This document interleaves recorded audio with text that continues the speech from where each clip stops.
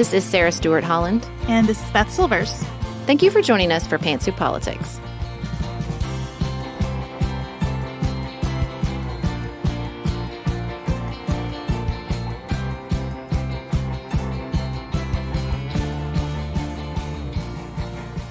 Hello and welcome to Pantsuit Politics. We are so glad that you're here. As you know, talking about former President Donald Trump is not our favorite thing to do. But it has felt all summer like Special Counsel Jack Smith's office has been very pregnant with a very large baby of an indictment. And we've all just been walking around going, when was that due date again? And Tuesday evening, the baby was born. Today we are going to talk about the 45-page 4-count indictment charging the former president in relation to the 2020 election. And then we're going to take a very hard turn by talking about a church conference I attended this week. So we hope you'll stick around for that, whether you are very religious, not at all, or anywhere in the vast universe between. Before we get started, a reminder that tickets for our Paducah weekend go on sale to premium members starting on Monday, August 7th. That's this Monday, guys. I know it's hard to keep up with the days of the week right now before school starts. Last week, I asked a friend, what day of the week is it? And she said, it's July. So just mark your calendars. Each day next week, another tier of our members will get access to purchase tickets. And tickets will go on sale to the general public on Monday, August 14th. We are so excited about this weekend. We procured a yoga studio for Beth's special yoga class today. It's going to be great, guys. There's a lot of information about it on our webpage and in our show notes today, so make sure you check that out. Next up, we're going to talk about that indictment.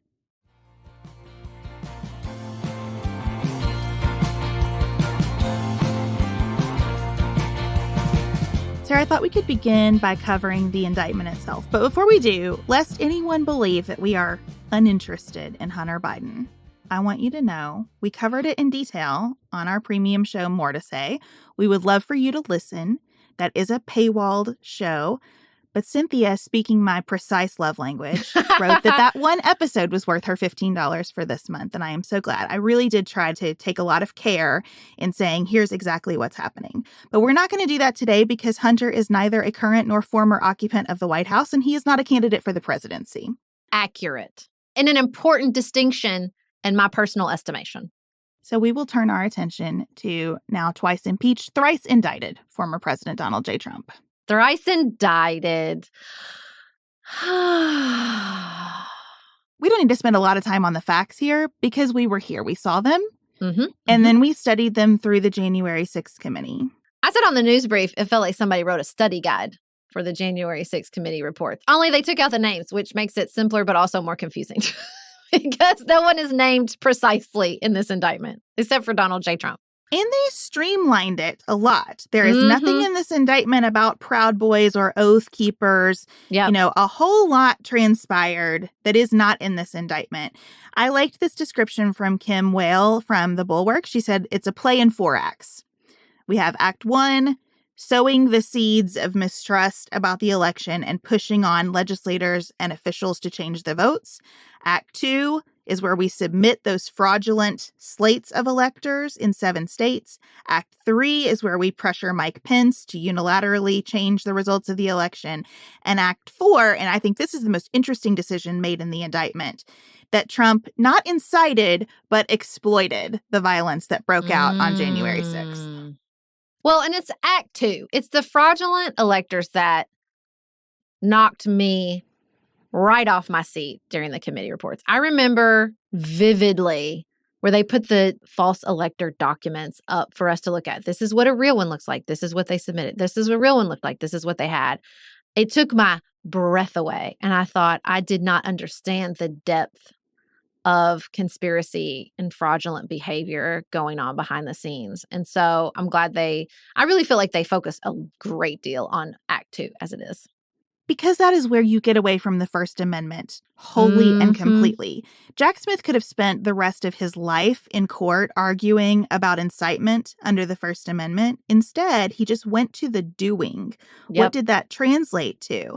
And if you need an example about this, if I wrote a bad check, we used to write the checks, if you remember, to transmit money. If I wrote a check and did not have the money to back it up, and I went into court about that and said, but I sincerely believed that I had the money, it wouldn't be a defense.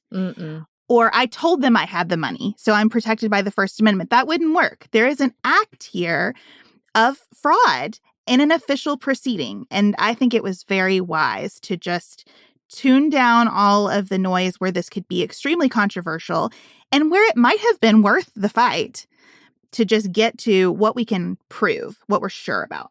Before we talk about these players, the main defendant is Donald J. Trump, and the charges are conspiracy to defraud the U.S., conspiracy to obstruct an official proceeding, obstruction of an attempt to obstruct an official proceeding, and conspiracy to violate civil rights. I really like this analysis from Rachel Weiner in the Washington Post. She said, conspiracies don't need to be successful to be criminal, and perpetrators can be held responsible if they join the conspiracy at any stage. I think that's very important to keep in mind as well.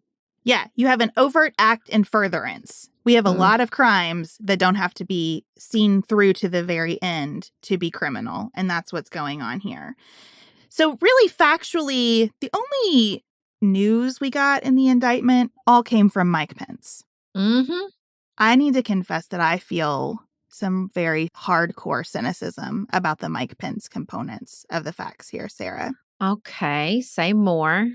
Well, Mike Pence had to be compelled to participate in the investigation. If you will recall, he would not cooperate with the January 6th committee. And when he received a subpoena from the grand jury, he litigated it. Okay, I remember that. So he had to actually be forced to participate in this investigation.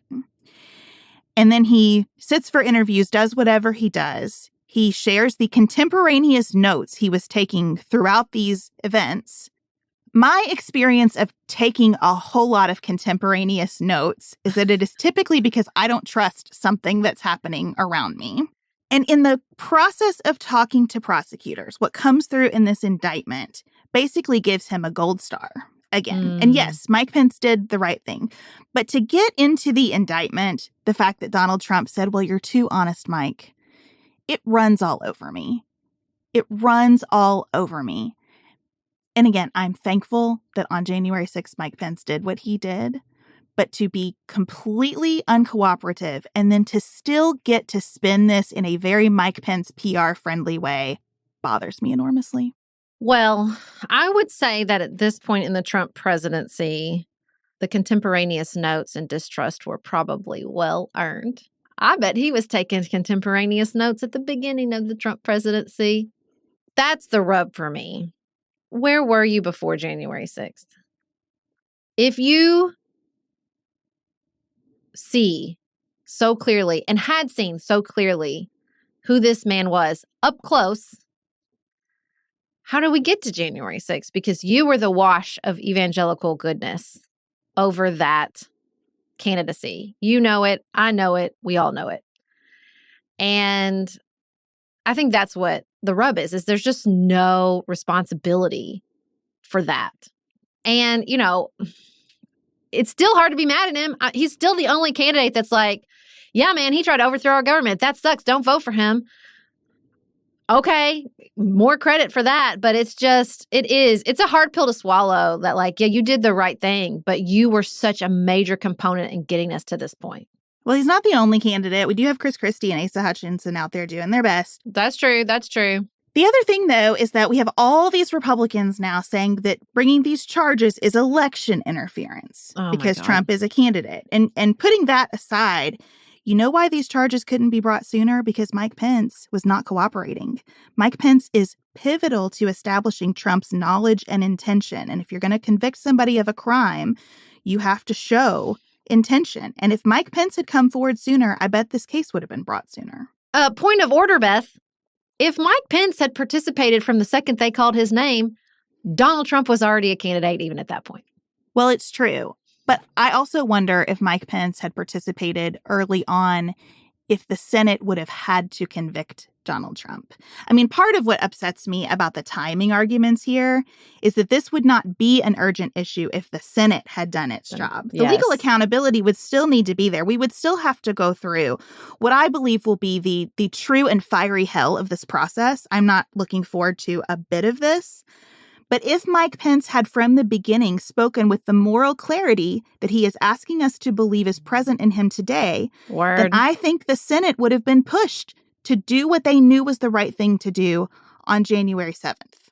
It is such a difficult thing to watch the Republican Party respond in the way that they do over and over again. Even all these co-conspirators, which we should probably go through, I mean, whose lives are going to be ripped apart because you followed this man who does not care about you, who will throw you under the bus at the first opportunity.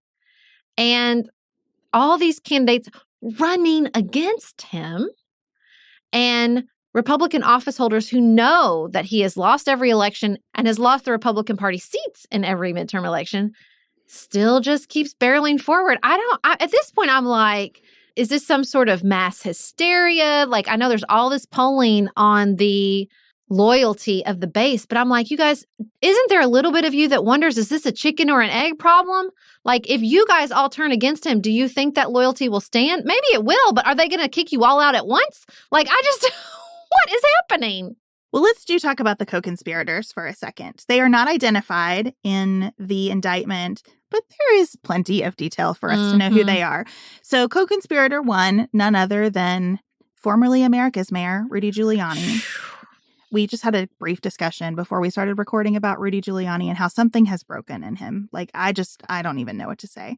Co-conspirator number 2, John Eastman, who wrote a whole bunch of memos. John Eastman, a lawyer who somehow did not understand that some ideas we don't put in writing when we're floating them, kicking them around. And sign our name too. Right. Co-conspirator number 3, who gets the crazy treatment in the indictment, is Sidney Powell.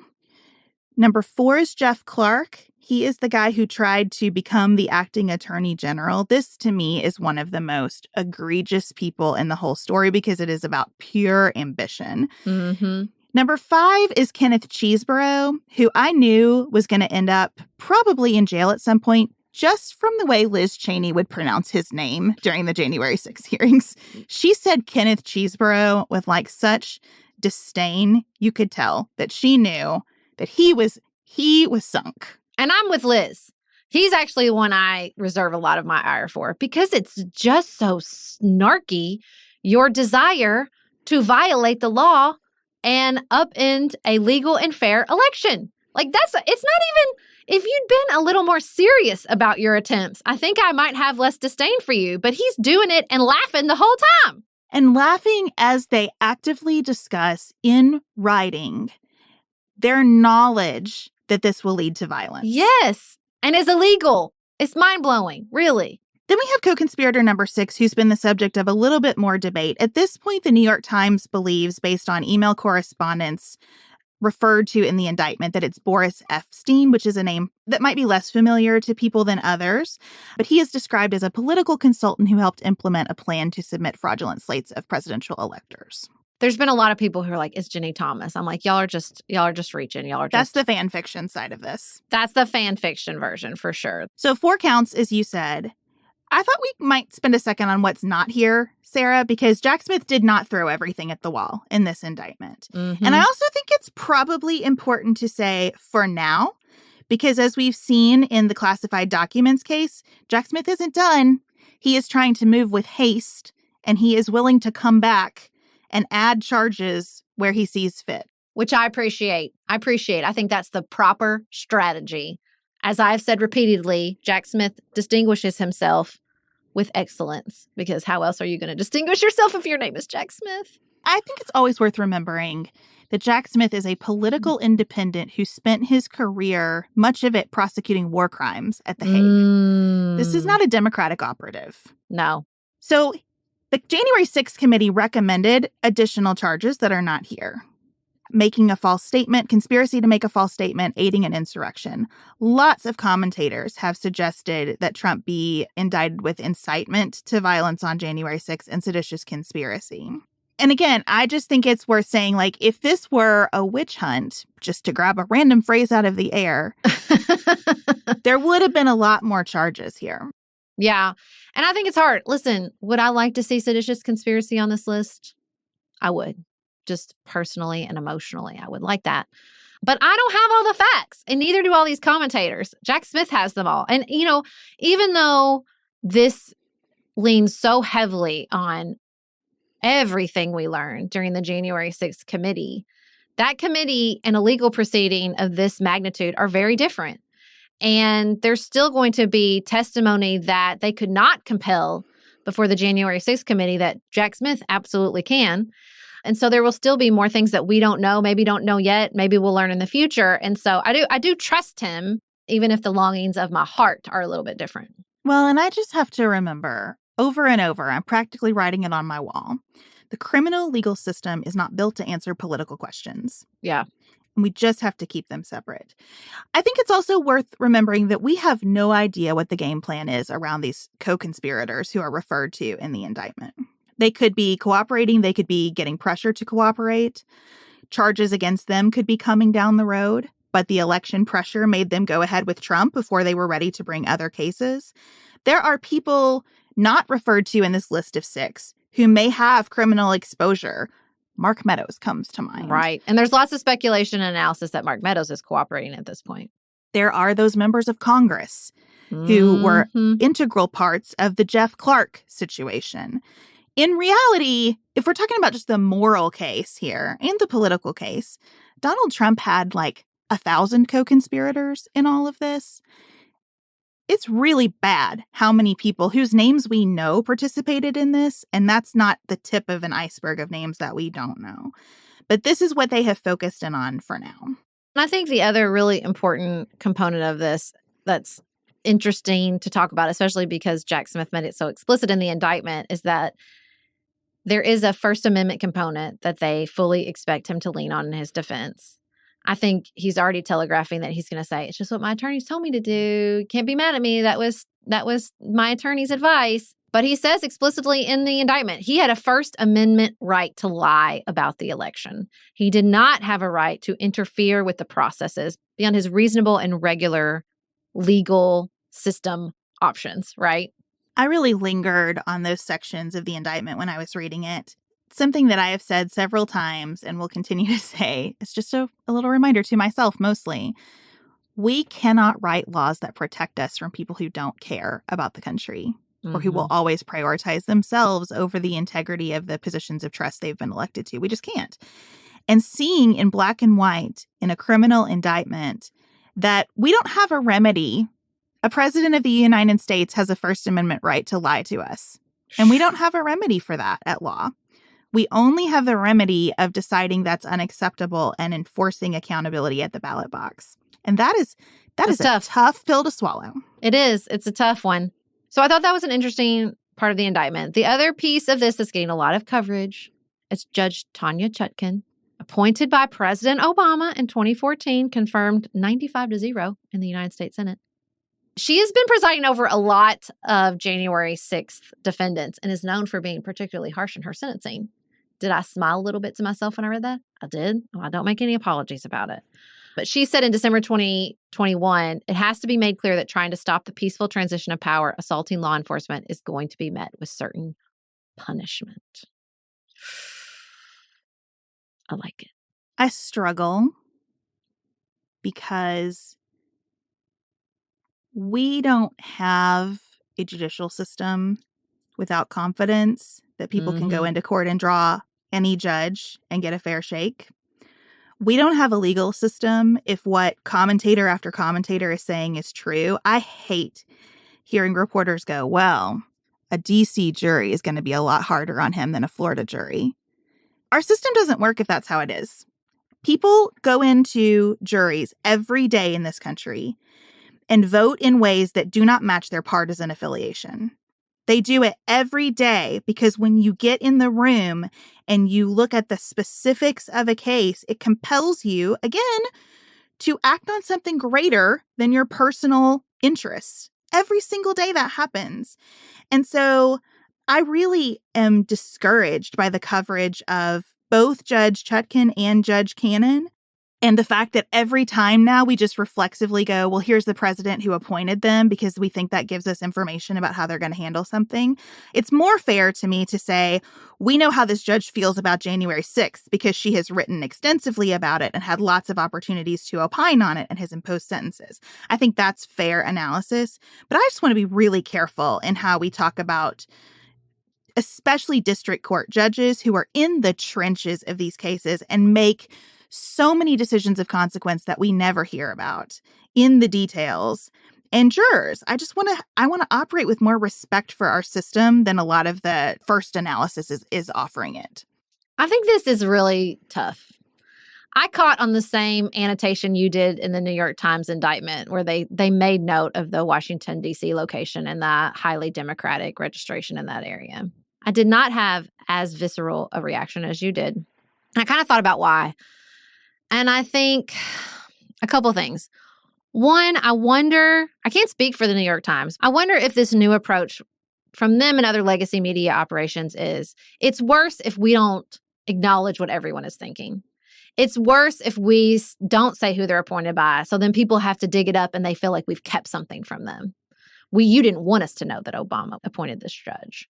Like you didn't want us to know the politics of this judge because I think the difficulty of our system is that for years, we pretended that neutrality is this instinctual reaction or this like baseline. And I don't really believe in neutrality. I don't really think it exists, even with the best judges. I think you're always bringing your very human experience and existence.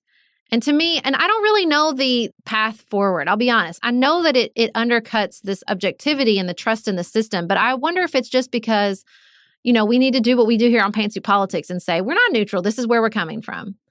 There was a great podcast. I don't remember who was doing it.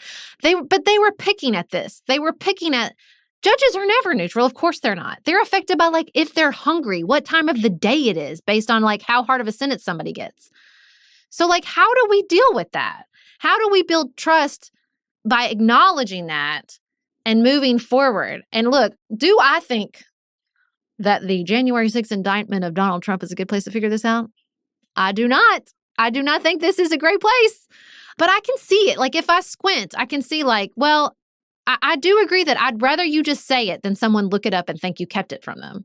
But I also don't want people to think they just make political decisions. And so maybe the answer is to be more upfront and transparent. It's maybe we need more stories of people who say, I got in there and I thought this is how I would feel based on my politics and the facts got in front of me. And I thought that's not what's going on here. Maybe we just need more transparency around the full and complete process and not just the beginning, who appointed them, and the end, the verdict. I don't disagree with anything that you said there. What upsets me the most is that we operate without any context for the rest of this system. Mm-hmm. We take that as the total story about these folks. Even talking about the timing of these trials, which we talk about in the media in terms of gaming out the impact on the election, it misses the fact that these charges have been filed in different jurisdictions. Those courts aren't coordinating with one another. Those judges have to manage their own calendars.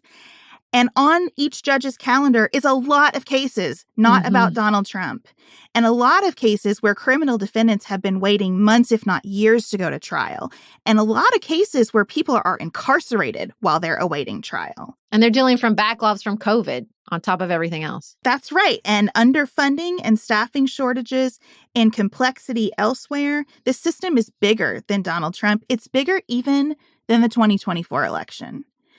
And I think that's what bugs me. It's why I really try, when I'm covering the Supreme Court for our listeners, to talk about cases that haven't been written about. Because it is important to remember that the Supreme Court decides a lot of stuff that never makes it into the newspaper. And so I just want to remember as we are taking in this trial, and, it's not the first time we've done this. You and I lived through O.J. Simpson. We have a tendency to really dramatize, especially trials. All courtroom drama is captivating for us. That's why we have a million TV shows about it.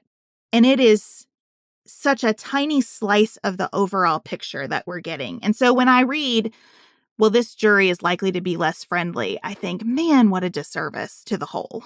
Well, and I think it's hard because it is both true that he is a part of a big system and also he is getting special treatment. Do not go tell your conservative relatives he's being treated like everybody else. He isn't and he shouldn't be. He shouldn't be. Of course, we're going to have to treat this differently. It's never happened before. This idea that they're like, it's really hard because I think the argument that they are targeting him politically is not true. It's not true. And also, politically, the reality is he will be treated differently because he's a candidate for president and a former president. Both things are true. And you can still have a fair process and a fair outcome with both of those things being true. And I know that is a difficult tension for people to hold. I get it. But that's the situation that Donald Trump and his behavior has put us in from the very beginning, where we have to look at someone who says, I'm going to do what you tell me I can't do, and I'm not going to apologize for it. And do I think we've quite figured out how to deal with that yet? Not politically, certainly not from the Republican Party.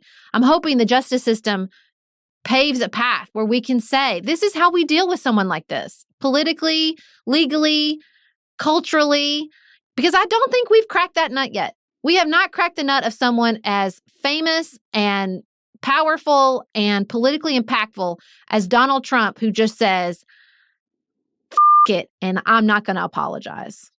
I was not going to talk anymore about Hunter Biden, but that brings Hunter Biden to mind for me. Because the Republican response to this indictment hinges on what about Hunter Biden?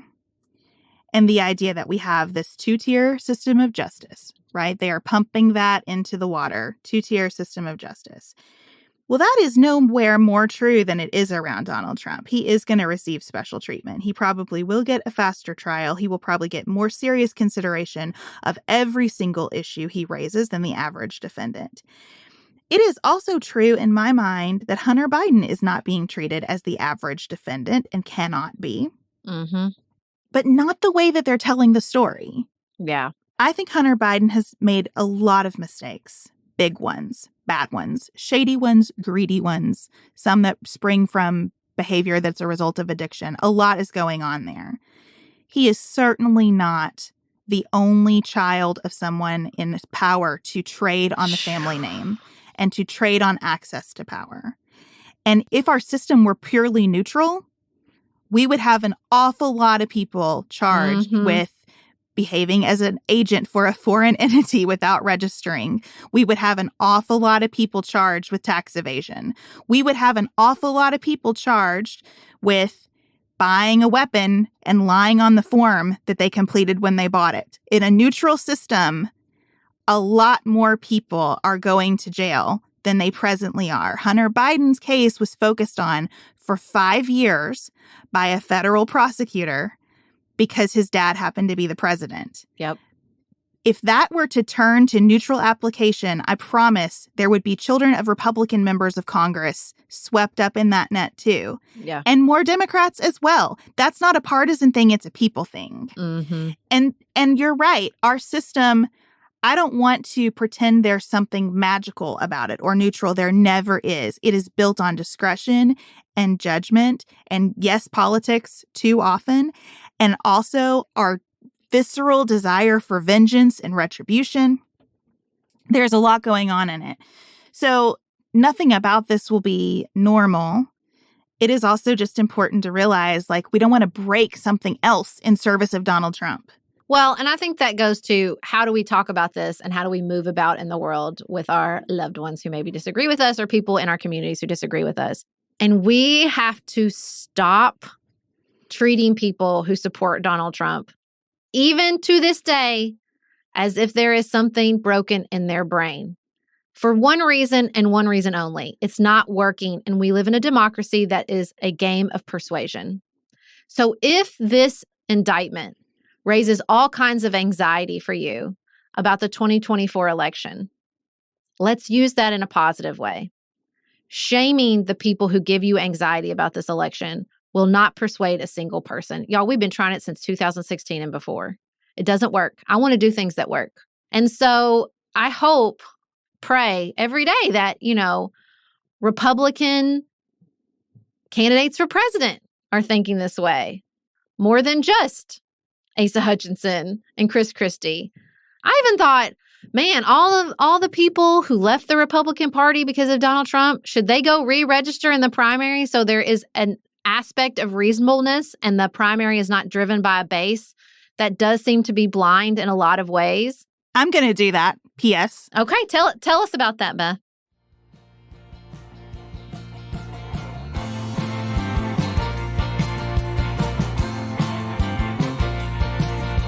Our deadline in Kentucky to register with the party in order to vote in its primary is December of this year for the May primary that will take place here in Kentucky. I am currently a registered Democrat in Kentucky because we have closed primaries. You must register with the party or you cannot vote, and you must register in advance. It's not a same-day situation. But I thought about where can I do the most good in this upcoming primary. And because of both the presidential election and the state of my local elections, where we don't have Democrats competing to be on the ballot, we're lucky if we have a single Democrat running for every office. We usually do not. I'm going to go in December and change my registration to Republican so that I can participate in the Republican presidential primary. Do you want to go back to no shouting, no insults, plenty of nuance? I don't. That is not a branding decision. It is a strategic decision. No, I think you're right. I've thought about that, and I've been a Democrat since I was 18 years old. Where I have a sense of fear or anxiety, the best question I can ask myself is, what can I do? And unfortunately, there's not a lot that I can do because I don't know anyone who still loves Donald Trump who is very interested in what I have to say about him. So what I can do is make donations to try to help some of these candidates who are being honest get on the debate stage. And I can re-register and I can vote in the primary. And those are the contributions I can make. That is what I can put in the river at this point. And so I'm going to do that. Can I say something, though? None of us might have a lot of people in our lives that are interested in what we have to say about Donald Trump. But everybody has people in their lives that are interested in what we have to say about them. 100%.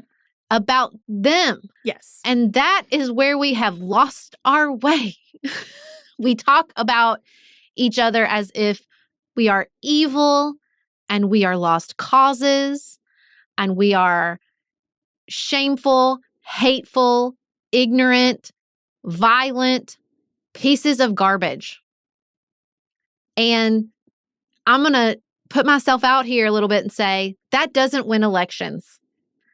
And so if you have anxiety about all the polling that has come out, which I hate and I think is stupid because it's August 2023, but just the same, it's there, it's everywhere, you can't miss it.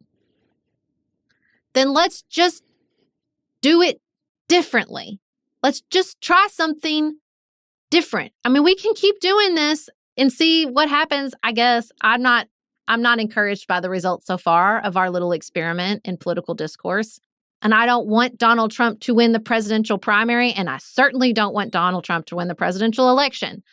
So, I just think that the people in our lives who might feel set in stone around Donald Trump, if we could talk to them differently, we might be surprised by how that ultimately upends their feelings about Donald Trump as well.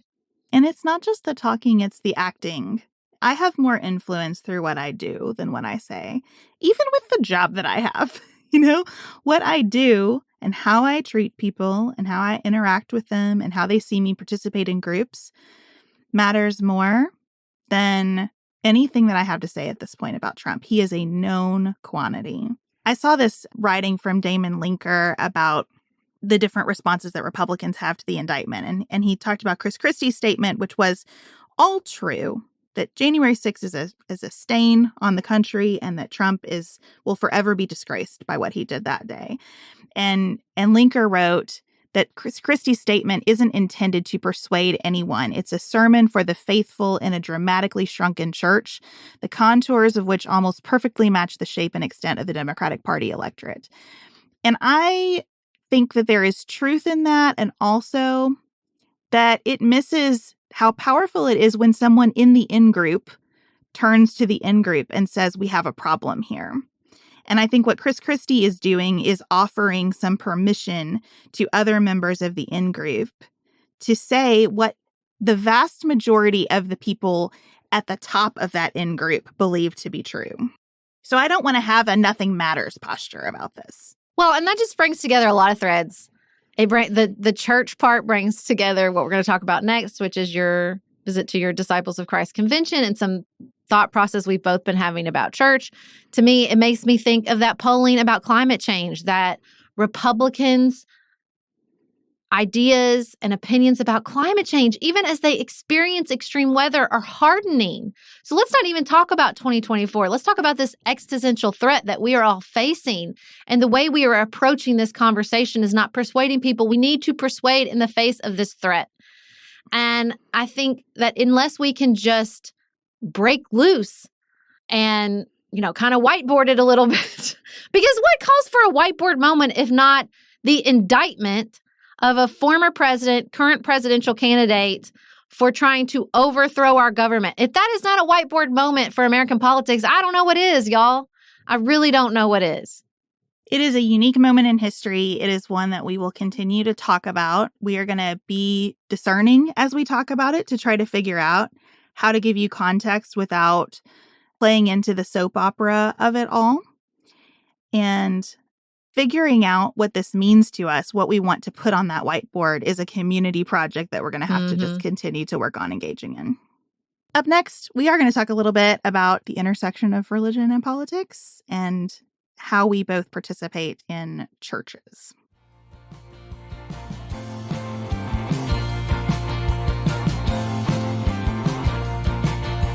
I want to say at the beginning here that I hope this conversation is applicable to you even if you are not a person of faith. We always intend to speak honestly and with particularity about our faiths, but not in a way that excludes anyone from the conversation. So, Sarah, I thought I could give you a couple sentences on what I did over the past few days. And then I feel like there are many directions it could go. So I'm going to need your help in picking a direction. But I am a relatively recent ministry partner of the Disciples of Christ. It is formerly the Christian Church, parentheses, Disciples of Christ of the United States and Canada. It's a mouthful. And that mouthful is revealing, I think, about the church itself. It tends to be a church that is very specific and careful with language, and that leaves a lot of space for congregations and individuals to have a bunch of questions and their own kind of theological journeys. So I found this church in 2016. I had not attended church for a very long time after growing up extremely involved in a Baptist church. I Googled women pastors because I kind of thought if there are women preaching, it'll solve a lot of my other concerns. And I visited an Episcopal church locally, which I really loved, but then found my home in Florence Christian Church Disciples of Christ, where I told myself that I was just going to go. Because I watched my parents be so super involved in church that they were making church, not just attending it. So I said, I'm just going to go. And that's all. And now I am the vice chair of the board and an elder and a voting delegate to the General Assembly. So there you are. And that's why I thought maybe we could talk about how this assembly worked on my capacity for enthusiasm, which is a goal of mine. We could talk about how we decide how much to get involved in an organization. We could talk about the politics of it. So you tell me where you want to go. Well, it's so interesting because you were there reporting back primarily to our team on the political side of what was being discussed. Mm-hmm. And there was a lot of more politics than I expected. It sort of surprised me, the depth and breadth of politics at this General Assembly. But I think that's mirrored in a lot of denominations right now. And at the same time, this piece was going around from The Atlantic, the misunderstood reason most people don't go to church. And it's based on these two authors and this book, The Great, I think, Dechurching is the name of the book, and all these surveys that they did really asking people, why'd you stop going to church? And yes, there was a proportion of people who stopped going to church because of abuse of power. But there was a large proportion of people who just kind of faded away. It wasn't political. It wasn't this grand fissure. Right? It was, well, I was tired and I had kids and I didn't want to go because I'm working all the time and I didn't want to go. And I have such little free time. If a friend calls, I'm going to go meet the friend. And then I want to go to church and say, I didn't come last week because I went to brunch. And I thought, yeah, that's right. That sounds exactly right to me. That our communities and our work and our culture is not structured in a way that supports something like going to church. And I don't think that people are not going to church because there's not enough politics or the politics aren't right. I think that's a lot of reason people don't go. I think there is a lot of people who are like, you're not affirming and I cannot be here. You don't support women in leadership and I cannot be here. But I also think that if the community is right and supportive, people are willing to overlook a lot of things like that. And it feels like denominations on sort of both sides of the political aisle are just dialing it up in an attempt to answer that and to meet this dechurching. And it feels like it's coming up a little short. Like, I don't think people, this also aligns with something else we were talking about this week, which is news avoidance, that more and more people are reporting that news is not important to them and they're not going to watch the news. It's like the number has dropped below a majority for the first time. And I thought, yeah, that makes sense too. Like, I just feel like that's all related. Like how we feel about church, how we feel about politics, how we feel about politics in church, how we feel about news, how we feel about each other, all of it. It's just all knitted together in this great big modern mess. I think that's right. The disciples' church is very justice-oriented, which translates to a lot of policy making. We call them sense of the assembly resolutions, which truly are just symbolic. They just mean these people gathered here at this convention have pronounced this thing. But congregations can still do whatever they want to do. But it's very justice-oriented. And I sat there watching all this, trying hard to stay in my spiritual mode instead of in my political analyst mode. And I found that nearly impossible because it was a really fascinating thing to watch. And I did think about exactly what you're saying. If people could drop in on this, would it bring more people back to church? And I think the answer is yes. But would it keep them at church? Absolutely not. Because I think everyone is seeking relationship right now. And you cannot use a policy or even a program necessarily to create the kind of meaningful relationships that make people want to regularly go to a place and contribute to that place, because the contribution is required. It was not available to me to just go to church. It just wasn't. If you are going to actually be part of it, you got to be part of it, and that means giving. Yeah. And most of us are not looking for another place in our lives where we're going to be asked to give money or time or leadership. We're tapped out. And I think that's a shame. And I think what reprioritizes it for you is when you find friendship, when you go to brunch after church with the friend because the friend is at church too. If you don't have that friendship at church, you are not going to come back. And I think that that's true about the news. I think people are opting out of news because they find it destructive to their relationships. Mm-hmm. If knowing what was happening and being informed brought you closer to the people around you, I think that everybody would be all in. But it's the opposite right now.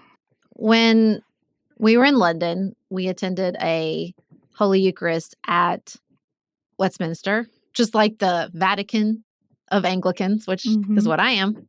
I agree with everything you said about friendship and community. Everything I said about friendship and community. And also, man, some of this has to be about God. Like, we have to show up at church because we want to connect not only with the people around us, which I think is a source of higher power and higher connection, but also explicitly, I would think, to be in communion with God. And man, do you feel that sitting in a 1,000-year-old church with soaring ceilings and a massive choir. Like, my friend Kate and I were there, and the second the choir walked down the aisle, we just wept. To sit and think, I'm sitting in this place for 1,000 years that people have worshipped is a profound experience. And they weren't just coming together to see their friends, right? They were coming to experience the divine. And there's a part of me even like reading that article and thinking about this, like, I think in an effort to not offend or exclude or to open up, it's like a little bit we've lost that. And I think people want that too. I think they want to feel the divine and they want to feel striving. They want to feel I'm aiming for something, like, and I don't know how in our modern life and how we find that and name that without excluding, without some of the destructive tendencies. I'm not here to defend Even the Anglican Church for the last 1,000 years, it started with burning people. So not a great history all around those 1,000 years, but it's a very human history. And I think it continues for 1,000 years because there is a need there somewhere that humans have to connect with each other, to connect with something bigger than themselves. And I truly do not care where you find that. Truly and sincerely do not care what you call it, where you do it, how you worship. Do not care at all. But it is something that you can see and when it's present and when it's lacking. Yeah, I should say, since I've talked explicitly about the Christian Church, Disciples of Christ of the United States and Canada, that it also very explicitly does not care where you find that. Mm-mm. It is a very ecumenically oriented, interfaith oriented church. We invited people to speak from all different denominations from all over the world. We had empty chairs for people whose visas were denied to come to this thing. It's a whole thing. It is a big, big, big table, a limitless table. I do want to say it's not even that we don't care, because that is dismissive in a way I don't mean either. I am invested in you finding it wherever you find it. I love that for you. It's not even like do what you do and I don't care. That's not what I mean. I mean, I agree. Please pursue it. It fills my heart with joy for you to do so wherever that leads you. Yeah. And we would say, please sit at the table with us because we all belong here. Yeah. I just think that getting to that spiritual realm is layer 2. That's what the life of Jesus teaches me, right? That's layer 2. Right. First, I show you that you belong and I eat with you and I befriend you. And then we connect to that next thing. I sat alone at most of the worship services at this assembly. And it was a very powerful experience, quite different than being at Westminster, but a very powerful experience, even in the Kentucky Convention Center, to be in a service with 3,000 people, as opposed to the maybe 40 that I am with on a Sunday morning. Very, very different. And very different because so many different styles of worship were represented. One of the ministers, I talked about this on a More to Say episode, began by saying that she brings her own amen corner because she knows how many of us are the frozen chosen, that we don't respond in any way. I loved being in a room where people were talking back and where there was more aliveness. But then you got to be really careful with that because we are such a meta kind of culture. And definitely there are times when I have felt manipulated by the emotion of a church service, manipulated even by the music, manipulated by what felt like sort of a fake aliveness in the room. And so none of this is easy. None of it is perfect. We say every Sunday at my church that we are not a perfect place or a perfect people. And it's true. And I think that what I love about being part of this and why I have taken the steps to go deeper with it is because and you say this all the time, it's good for me to be in a place where I don't agree with everything. It's good for me to be in a place where things annoy me or go in a different direction than I would take them, or take 15 times as long as I feel that they should take, or whatever it is. That is the kind of formation and shaping that I think would help us navigate a lot of our political issues. And also it just makes me a better parent and a better friend and a better person. It feeds everything else. Well, I thought we could end with something a little hopeful just to demonstrate how wide the spiritual realm is for me. I also listened to Astrology the Week Ahead from Chani Nicholas.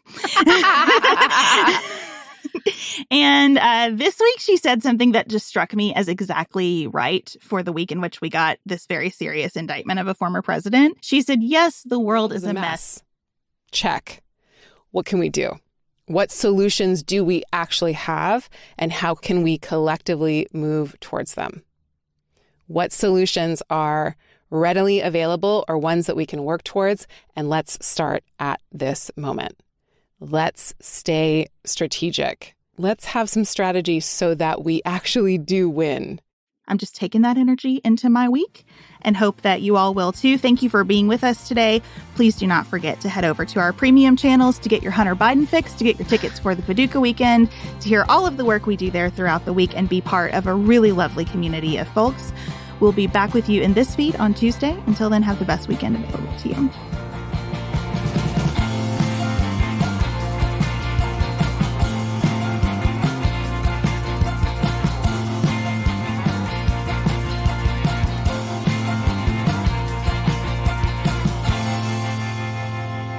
Pantsuit Politics is produced by Studio D Podcast Production. Elise Knapp is our managing director. Maggie Penton is our community engagement manager. Dante Lima is the composer and performer of our theme music. Our show is listener-supported. Special thanks to our executive producers. Martha Brunitsky, Allie Edwards, Janice Elliott, Sarah Greenup, Julie Haller, Helen Handley, Tiffany Hassler, Emily Holiday, Katie Johnson, Katina Zuganellis-Kasling, Barry Kaufman, Molly Kors, Catherine Vollmer, Lori Ladow, Lily McClure, Linda Daniel, Emily Neasley, The Cousins, Tawny Peterson, Tracy Putoff, Sarah Ralph, Jeremy Sequoia, Katie Steigers, Karen True, Annika Uvaline, Nick and Elisa Valelli, Amy Whited, Emily Helen Olson, Lee Shea McDonough, Morgan McHugh, Danny Osmond, Jen Ross, Sabrina Drago, Jeff Davis, Melinda Johnston, Michelle Wood,